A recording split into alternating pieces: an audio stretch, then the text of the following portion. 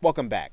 Now in this video, we are going to enter into one of the autoresponder company accounts. We're going to set up an email list, and we're going to set up a form where people can put their name and email address in order for them to become part of your customer database.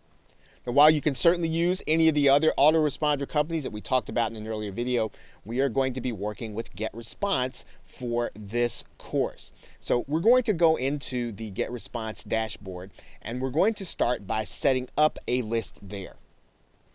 Now that you've set up your account with GetResponse, what we are going to do is we're going to start by creating a campaign. And all we've got to do here is there is a drop-down menu here, and we are going to get started by going to that drop-down menu, and then we're going to select this link that says Create Campaign.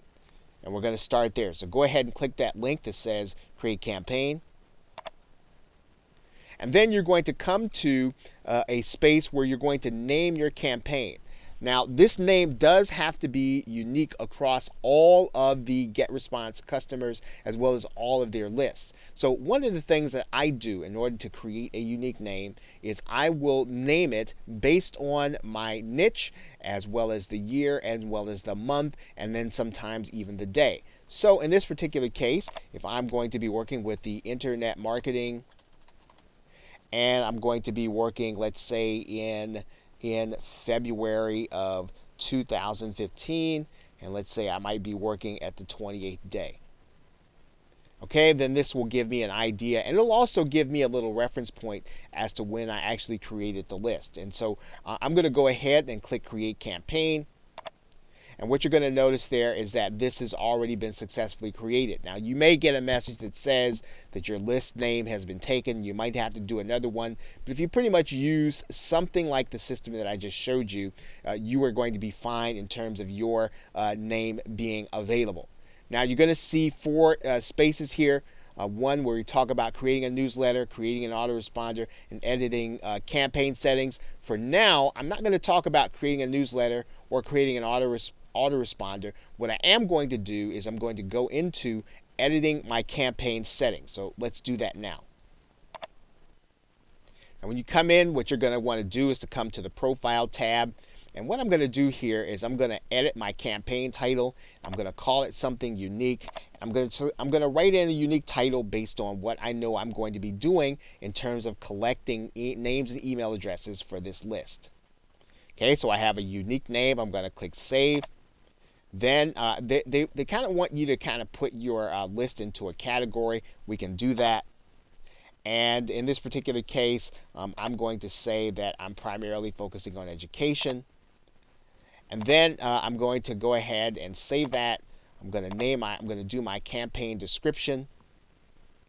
Okay, so I've got a little description there. I'm going to go ahead and click Save. Right, and because it's going to be about those who want to learn how to make money online, I'm going to write that in there. Whatever your particular market is, you can just write that in there into your campaign description. If you have a logo for your online company, you can put that there. All you're going to have to do is upload it. I'm going to skip that step. We're not going to do that right now, and we are going to go on to the next step. Now, if you're just getting started, you can leave these default settings the way they are.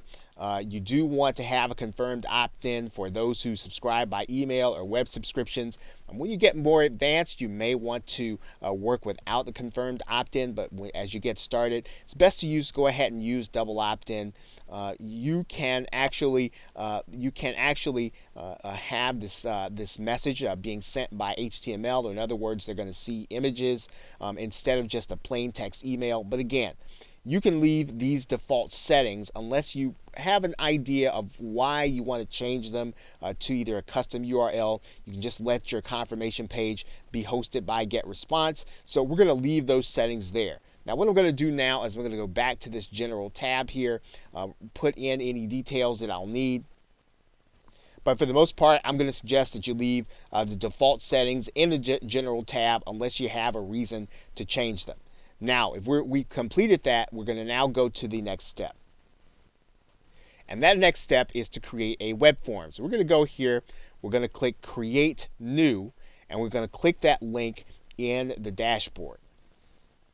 Now what we're going to do at this page is we're basically going to create a form where your customer or your prospect they're going to put their name and email address, and when they put it in there, it's going to automatically be stored at GetResponse inside of a database of your names and email addresses, and it will prove that you have permission to send these customers and prospects email. So what you're going to do is to pick one of these designs, maybe one of the ones that you feel is most or closest to what it is that you are going to be offering. And then when you do that, then you're just going to click and you're going to click apply. And then that's going to give you the ability to work on this to work on this some. If you want to make it larger, you can do that. And what you're going to do here is you're going to write in here. Things that will entice your site visitor in order to come and actually get what it is that you have to offer them. Now we're going to be talking about that in the next video. We're going to be talking about giving your site subscribers a bribe in order for you to get their name and email address. And this is what you're going to kind of fill in here. We do have to do this step before we talk about a bribe so that you'll know how to edit your form. And when you determine what your bribe is, you're going to write in here something that will entice your visitors to want your bribe. But for now, what we're going to do is we're just going to write in a line here, even though we know we're going to come back and change it. Okay, so I've written this in here. And again, we may come back and change this once we determine what our bribe is. I'm going to click apply. And then we basically have a form where our users can actually sign up.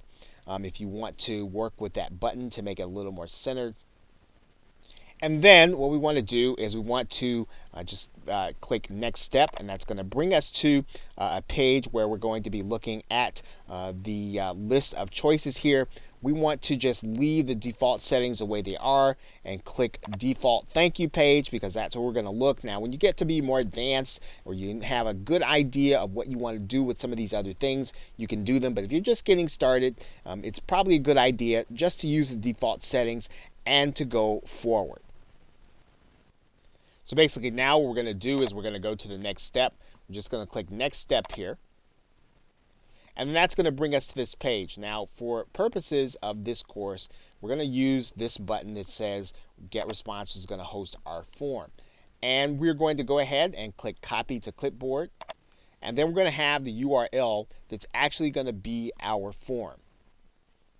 And we put that URL in our browser. We notice that our form comes up here, and now our customers now have a place to put their name and email address. And when they do that, they're going to be part of our database. You'll also notice that you can actually make changes and edits to the form where you have there. You can actually change the look and feel of this if that's not something that you like, and make it into something that you like. And then you will then have a squeeze or autoresponder page in order to start collecting leads.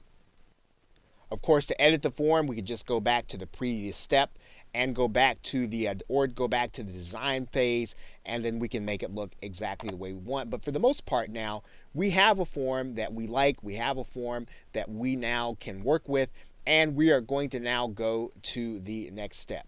So with that, thanks, and I will see you in another video.